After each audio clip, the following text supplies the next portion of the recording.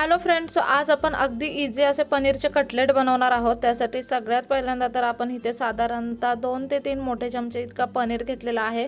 पनीर आपण इथे स्वच्छ धुवून तो स्मॅश करून घेतलेला आहे। त्यानंतर त्यामध्ये 1 चमचाभर इतका कांदा टाकणार आहोत, अर्धा चमचा इतका टोमॅटो टाकणार आहोत। त्यानंतर 1 छोटा चमचा इतका आलं लसूण मिरचीची पेस्ट आपण यामध्ये टाकायची आहे।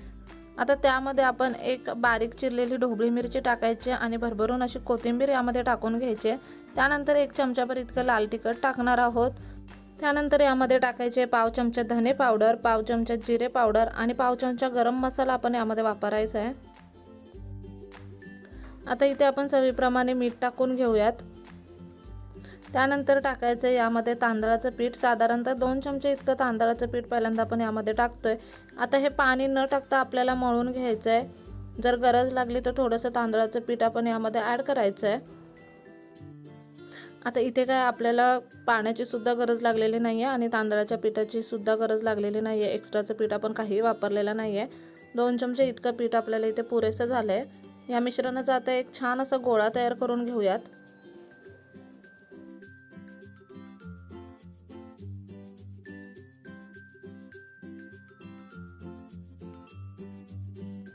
इथे तुम्ही पाहू शकता मिश्रणाचा मस्त असा गोळा तयार करून घेतलाय।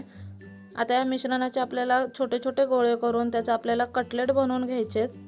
तुम्ही अशा पद्धतीने कटलेटला आकार देऊ शकता।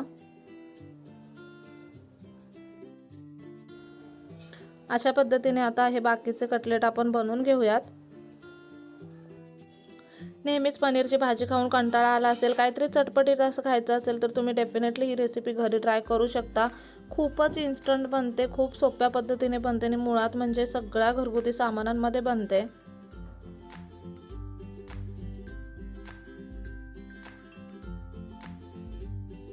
कटलेटला आपण मस्त असं शेप देऊन घेऊयात। इथे तुम्ही पाहू शकता अगदी छान जाडसर असे कटलेट आपण बनवलेले आहेत।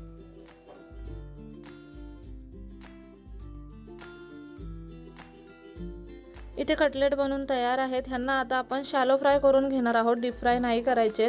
त्यासाठी सगळ्यात पहिल्यांदा आपण एक पॅन घेतलाय, तवा घेतलेला आहे। तव्यामध्ये आपल्याला साधारणतः 2 चमचे इतकं तेल टाकायचं आहे आणि त्यावरती आता हे कटलेट आपण शॅलो फ्राय करून घेणार आहोत।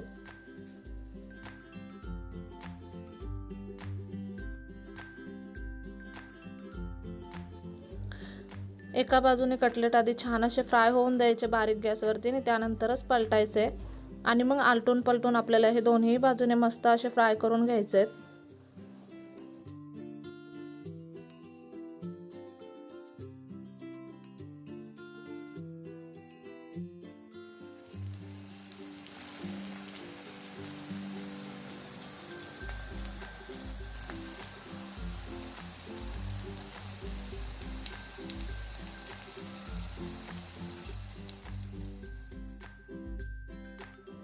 इथे तुम्ही पाहू शकता कटलेट मस्त असे फ्राय झालेले आहेत।